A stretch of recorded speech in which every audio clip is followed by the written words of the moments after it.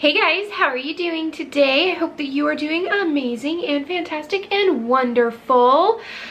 So, by the time you guys see this video, I will have already had Alex. I bet you he's pretty cute.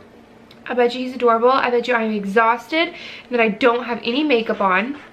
I bet you Cleo is still going to want all of my attention. So hold on 1 second. All right, I'm back. She's now roaming around the room. Let's see. But right now we are T-minus like less than 3 days until Alexander is here, and I thought that I would do my July wrap up. So there are still 3 days left in July, so I'm really hoping that I finish my current read, which I'll tack to the end. But so far in July, I have read 13 books, which I think is my best reading month for 2020. Like, in all honesty, I think that this has been my best reading month.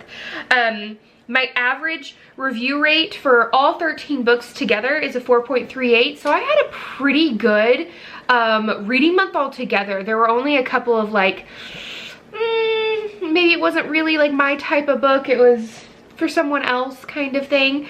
And remember that we did Cozy Week at the beginning of July, so there was a lot of like binge reading during that time as well. So without further ado, let's get into the books that I read for July. So the very first one was Death by Dark Roast by Kate P. Adams. She graciously sent me not only an ebook copy but a physical copy of her book to read during Cozy Week. I loved it. This was rated 4 out of 5 for me. It was really good.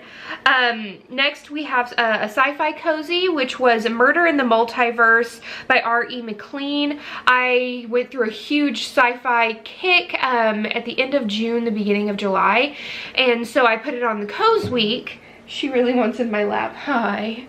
I put it on Cozy Week as like an option, and so I read Murder in the Multiverse, which I thought was okay. Like, it was good, but it wasn't like amazing. I really liked the premise. There are so many cozies in which I love the premise of the book, like the idea and everything, and then it just sort of falls flat for me or something along those lines. So I gave that a 3 out of 5 stars. I then read Nothing But Trouble, which you guys know how flippin' excited I was about that and my birthday gifts and just everything. It was amazing. 5 out of 5 stars. It is my absolute favorite Ellie Alexander book to date. I love when the past meets the present, and I love that Jules got to feel a little bit more connected to her dad. That was really awesome. I enjoyed that a lot. Then I thought, okay, I'm gonna give the Multiverse series one more chance, and I read A Rift in Space, and I gave it a 2 out of 5 stars, so it actually went down.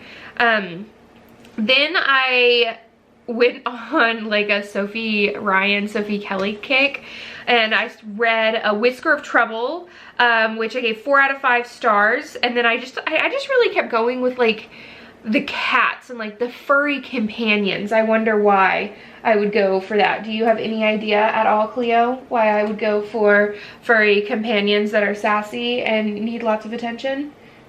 Yeah? No? Yeah? Well, thank you. So then I read Cupcakes and Chaos, which is the first book by my dear friend Lisa, and I really enjoyed it. It was adorable, and I can't wait to see what her next book comes out as. I read A Killer Wedding, which is the second book in Kate P. Adams's series, and I gave it 4 out of 5 stars. Then this is where I literally binge read Sophie Ryan. So I read Telling Tales, 5 out of 5. Great. The Fast and the Furriest. These titles, guys, are amazing. They're just on point.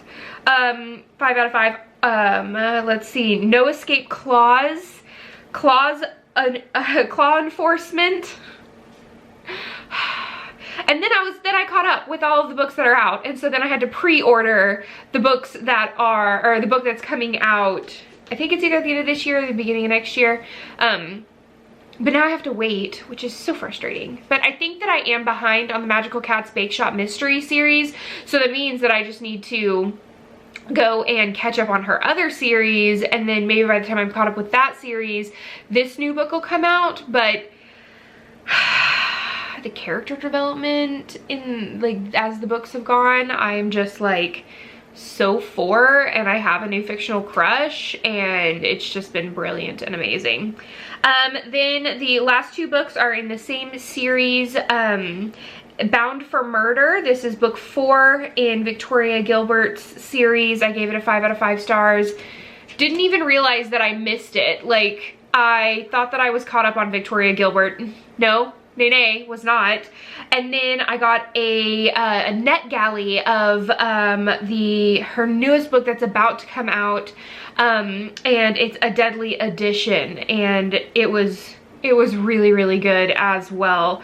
I'm hoping to finish the book that I'm currently reading, which I think it's by Astoria Wright. It's her newest in her Witches Thrift Shop series, which I think this is the 3rd book in that series. It is a really, really, really good series.